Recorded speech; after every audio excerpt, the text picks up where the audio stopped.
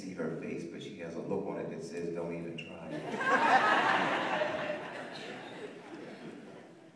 I require and charge you both that if either of you know of any impediment why you may not be lawfully joined together in matrimony, that you do now confess it. David, will you have this woman to be your wedded wife, to live together after God's ordinance in the holy estate of matrimony? Will you love her, comfort her, honor and keep her in sickness and in health, and forsaking all others, keep you only unto Charlotte, so long as you both shall live? And David, if you agree with everything I have just said, would you say nice and loud and like you mean it? I do.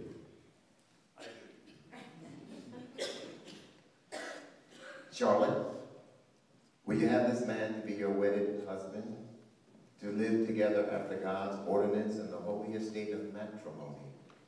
Will you adapt to him and aid him, love him, honor him, and keep him in sickness and in health? And Charlotte, will you forsake all others and keep you only unto David, so long as you both shall live? And if you agree with everything I've said, would you say nice and loud and like you mean it? I do. I do. Scary for me. Who gives this woman to be married to this man?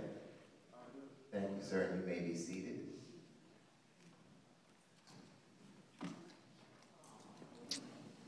And now would you two please come this way?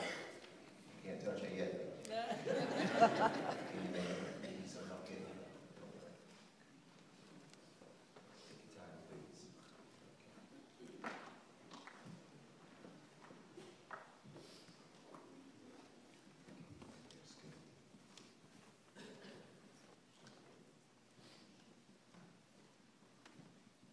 David, I need you to initiate by taking your right hand and placing it into Charlotte's right hand. And then I need for you to repeat after me. And when you do, you want to be looking at her and not me. I'm serious.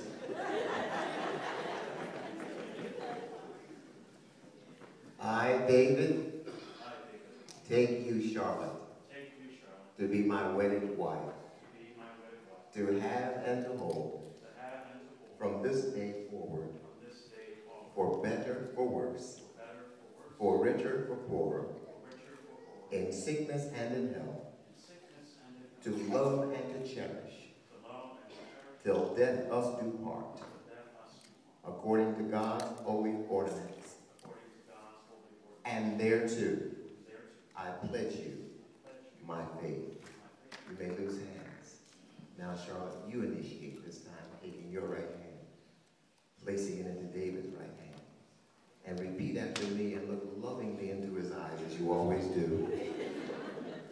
I, Charlotte, take you, David, to be my wedded husband, to have and to hold, from this day forward, for better, for worse, for richer, for poorer, in sickness and in health, to love and to cherish, and willfully submit, till death us do part, according to God's holy ordinance.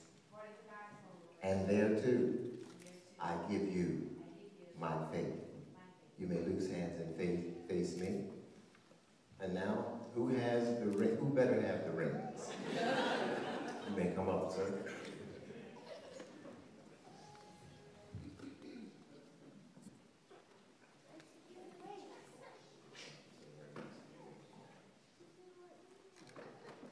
Mercy.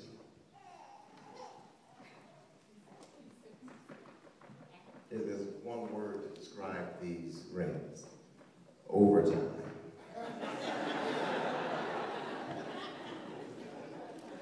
David, I need you to take your bride's ring, and I need you to take your husband's ring.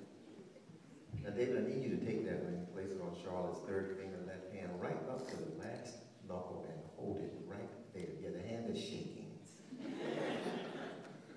And then repeat after me. As a pledge and in token of the vows between us made, with this ring I thee wed, in the name of the Father, and of the Son, and of the Holy Spirit. You may now place that ring fully on her finger. Charlotte, I now need you to do the same.